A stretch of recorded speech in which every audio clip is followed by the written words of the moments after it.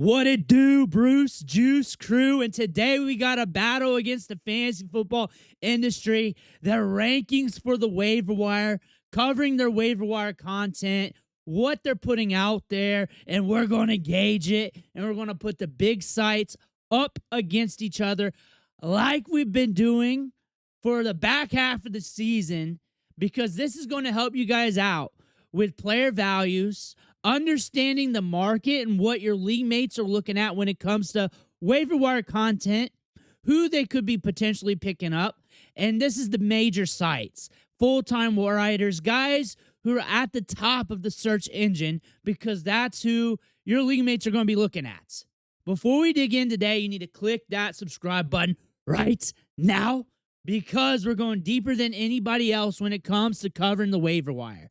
We're covering people covering the waiver wire. That's how deep we go. We do deep dives in all the trending players. So if someone's climbing the depth chart, they're getting touches, they're now the starter, they're going to get their own video. So you don't have to search through a whole video to try and find them and only get this much information. You get their backstory, the analytics, and everything else. That's the value you get. On top of that, I'm going to help you set your lineups every single week. And when I do that, I give a little love in there. Advanced analytics, the matchups, and everything else. Click that button. Stop missing out. It's free. I will be here next year. Plus, Ric Flair's watching. You do not want to disappoint Ric Flair. But starting off with the running backs, going into Week 15, Blake Corum, number one running back listed here. Number one, or one of the top running backs last week. He was in a lot of start-sit questions. I do not expect him to be on the waiver wire in active leagues. I expect him at least be stashed, and I got a lot of people to start him yesterday. I talked about him a lot. It was a rougher start because you did not know where the touches were going to lie with him, but you also saw that it was an advantageous game script here against the Arizona Cardinals. An easy matchup if you needed a flex running back, and it smashed. It smashed. He smashed the week prior. 81 yards and 1 touchdown. A lot of competitive leagues, a lot of leagues where there's a lot of turning and burning on the waiver wire. He's not there. He's not there. Like, he deserves to be mentioned just in case, but we've been mentioning him just about every single week this season. Every single week, because he's baby Kyren Williams. Kyren Williams goes down. He just morphs in to Kyren Williams. He is baby Kyren Williams. Next up, Bam Knight. Bam Knight is a bad running back getting a lot of carries and volume. Just getting a lot of work. 7 carries, 6 targets on Sunday. And then 11 and 3, 10 and 5 when it comes to carries and targets. He's getting work, and sometimes that equates to like 14, 13, 16 fantasy points. If we can cross the goal line, if we can bring in a couple catches and get some yards here, like 62 and 36 on 3 balls caught too. If we can get that type of day, we might be all right. If we can cross the goal line, volume increases your odds. Touches, carries, targets. Volume increases your odds. He's not that great of a running back. That's why they're going to have to throw it 40 to 50 times a game. They can't lean on the run. He'll get some ancillary checkdowns, 4 or 5 a game, sometimes 6, sometimes 3. That's what you're getting out of him. He's a rough start. He's a gamble in the flex every single week. He might get you 6. He might get you 16. Really depends on where he gets those targets, because he ain't going to blow up for a lot of yards. Where's his 100-yard games? Where are those at? And I'm talking about receiving and rushing combined. Where's all that at? It's not there. He's not efficient. You look at yards per carry just down here. 309, 407, 3, 2.8, 4.8. That's a good one. 1.2, 5.64, then 2.29. You're looking at that. That's not good. That's not good. Volume's there. He's also rostered in a lot of leagues. Had a lot of start-sit questions with him because he's getting work. All running backs in the league who's getting consistent workload should be rostered, should be looked at. If they're consistently getting a lot of touches, no matter how bad they are, they should at least be on a bench. Devin Singletary should at least be on a bench right now. That's the thing about this. Like, he should at least be on a bench. 3 out of his last 4 games, he has hit double digits. We're on bye or against Washington. He should at least be on a bench. He might have been forgotten about after scoring 19.2 because he went on bye, and now people can scoop him up. I know you look at the roster rates and all that stuff. And the roster rates are like, yeah, anybody under 50%, man, I'm going to throw them in the article, man. People don't have them, man. But the thing is, there's a large portion of leagues that aren't active right now. Half the league's dead. They're not in the playoff race. A lot of these are work leagues. Those people aren't looking at waiver wire articles or content anyways. The people are in leagues that are turning and burning. So you need to go deeper than this. He's rostered in a lot of leagues that are turning and burning. That's the thing about this. Not if your league doesn't have him and he is on the waiver wire. I'm not really dissing your league, but the audience here of people actually searching for content, they are digging deeper. And that's why you catch a lot of flack in the comment sections here of not getting enough for the waiver wire. Like, hey, he's already rostered in my league, pal. He's already rostered in my league, pal. Not my league, pal. You catch that a lot because of stuff like this. Jaylen Wright. Now, he was a hitter on Sunday, and it was mentioned in a lot of the articles that Devin is more than likely going to be back on Sunday. He was an emergency fill-in after the injury, like he was good enough to go, technically. Technically, at least that was stated. The ribs aren't broken. He's good to go. Odds are, Jaylen Wright, you may not need him, but you might. He's a speculative pickup, like a pickup you pick up, and it's a huge-ass gamble, and you're going to know more throughout the week. You're going to know. They might split it up a little bit more, but I doubt it. I doubt it. I could definitely see HN just getting all the work still because they got to win some games. You got Pittsburgh, you got Cincy, you got Tampa Bay. Those are all matchups where he can be exploiting those defenses. There's a lot of upside there. You're looking at Jaylen Wright. Like, I'd pick him up, but I'd definitely deliver the context like, hey, this might be a pickup that you may not be needing come Friday, Saturday, and Sunday. This is something you need to watch. Also, Ollie Gordon. Don't forget about Ollie Gordon because everybody else did. Like, if you got the need to talk about Jaylen Wright, you should also be talking about Ollie Gordon. Only one spot did that. That was Sports Illustrated. Only one spot did that out of the 4. There's a lot more places, but it's also Monday morning, and I like to get this out early to you guys, and I've been using the 4 sources for the last month and a half here. You're looking at Fantasy Pros. They have upped their game over the last couple weeks, adding writers to the articles, and then on top of that, going a little deeper. However, they haven't been perfect. PFF, solid year in and year out. I feel like they're a little bit lighter compared to previous seasons. Like, they're starting to get a little soft, but compared to a lot of other places, they try to go a little bit deeper. I like Tank Bigsby as kind of like an upside play and a good stash with Saquon Barkley, a good handcuff. Samaje Perine's been getting touches and opportunities. You're looking at what is being listed on a lot of these sites. A lot of these guys are already rostered in leagues that are turning and burning. Those 12-man leagues that are very active. Few of these guys that are in yellow that we talked about, or even a Chris Rodriguez. Chris Rodriguez might be out there because only so many of these waiver wire running backs can be rostered. But odds are most of them are rostered, which means we're talking Samaje Perine, maybe Tank, but he's a handcuff. Maybe Ollie, maybe Jaylen Wright, maybe Rasheen Ali, and that's about it. That's about it. And the rest of them are just random for the waiver wire, but should be picked up anyways. Like, it should be automatic. So, honestly, I feel like when I'm grading these out, it's fine at running back, but I feel like we can go a little deeper here, guys. I feel like we can go 5 to 10 more deeper and still get enough for the casual leagues and still get enough to chew on for teams and leagues that are turning and burning. Going to Fantasy Pros here, they got a ranking system now. They didn't used to have this. They would have this in an article later in the week, but now they're starting to put this in on Mondays. It started last week. I wanted to point that out. I do like the fact that they're making changes. This is the only site that is making changes. I'm not going to agree with them 100%. I feel like it still needs to be deeper. I still feel like it still needs to be more thought out. Less guys who are being started in leagues, less guys that are being asked and start-sit questions week in and week out. But still, when I'm looking at this, at least we're seeing changes being made. Looking at wide receiver, Luther Burden was one of the main guys mentioned in the articles. He was rostered in a lot of leagues this weekend. He was a big-time pickup. He was in almost all the start-sit questions in my live chat. My live chat was pretty much a Luther Burden versus Alec Pierce battle. My live chat was pretty much Luther Burden versus the flex spot. It was Luther Burden versus those flex gamble wide receivers. That's what the whole live chat was for over an hour. Luther Burden this, Luther Burden that, Luther this, Luther that. Oh my goodness, it's raining at the Colts-Jaguars game, but what about Luther Burden? That's all it was, guys. So in a lot of leagues out there, he's rostered. He was picked up. 71% snap rate. Rome Odunze was called out, and a lot of people picked him up. Like, of course, he's a big pickup for the rest of the season. And I also called this out in the waiver wire content this time last week, even before the Rome Odunze news, that you have a gauntlet here.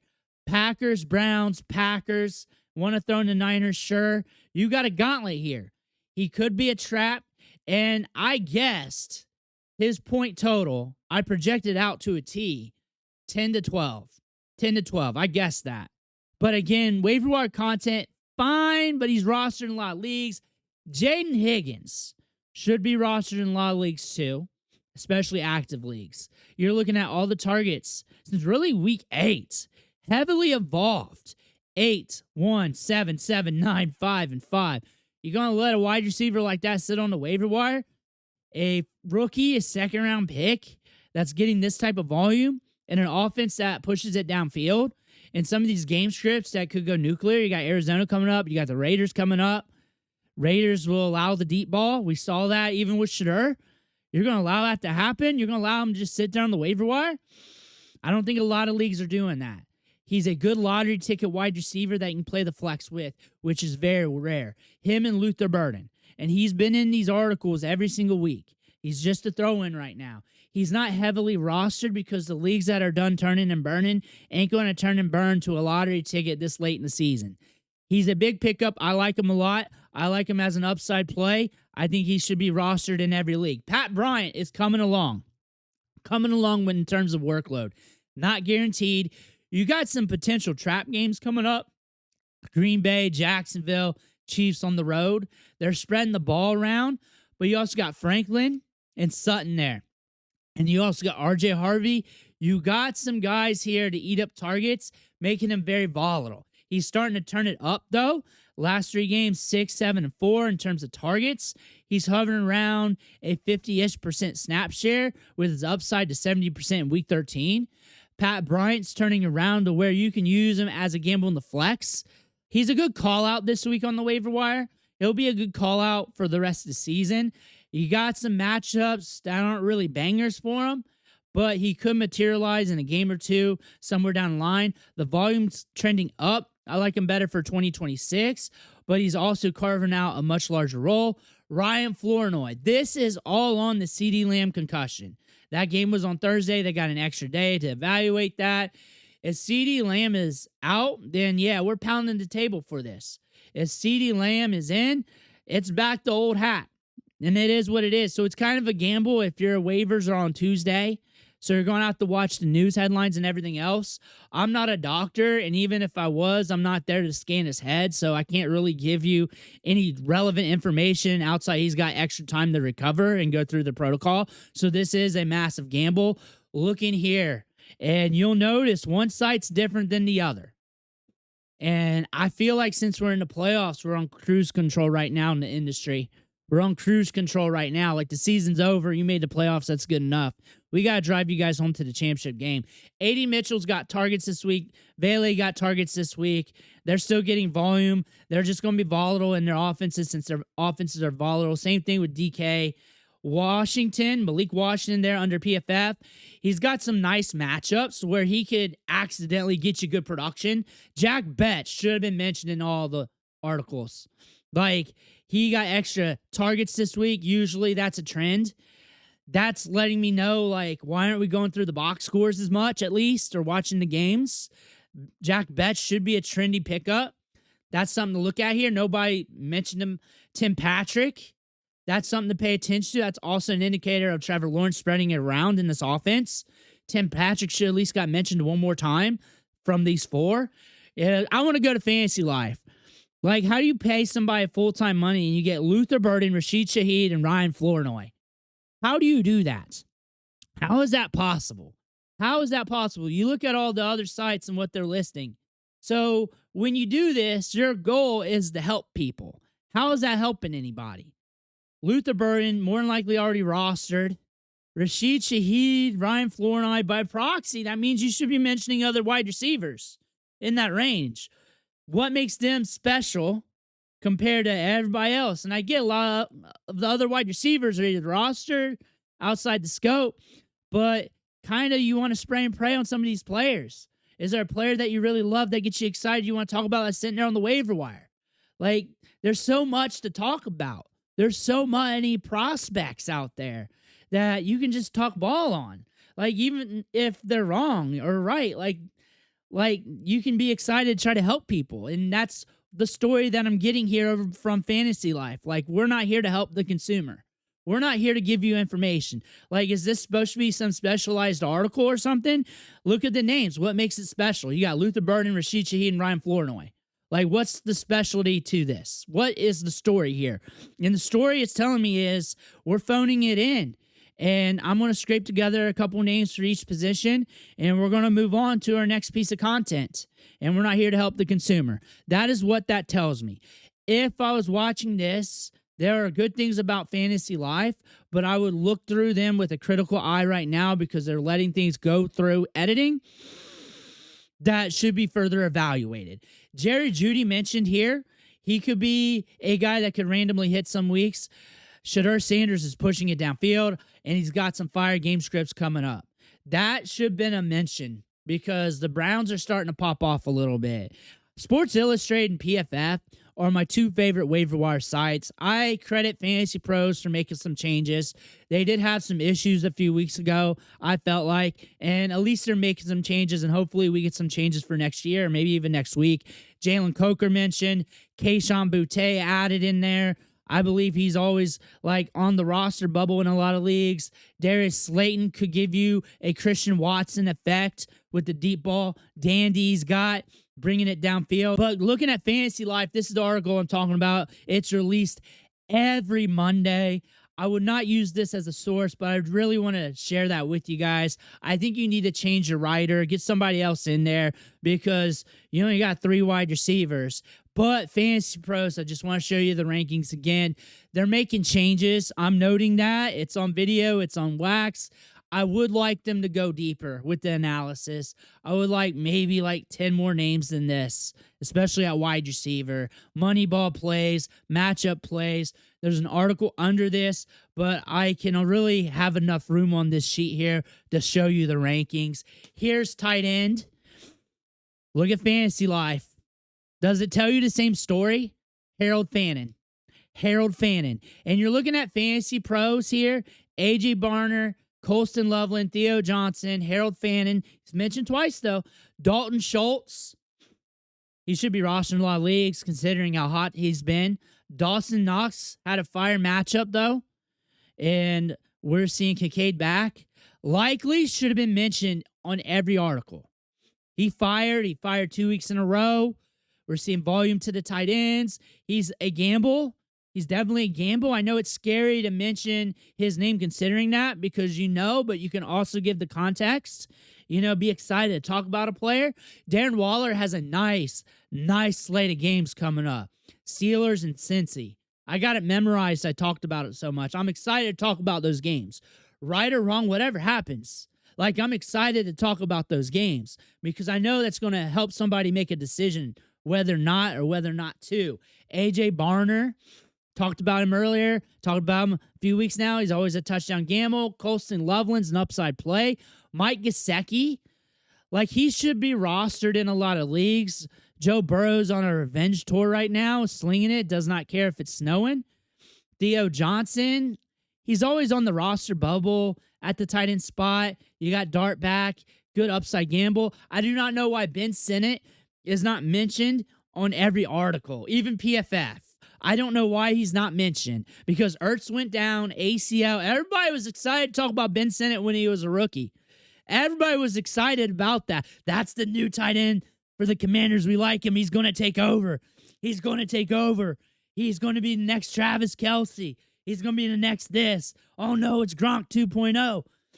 And then we might see his opportunity. You don't want to talk about him. Like, you don't want to come up and just be excited.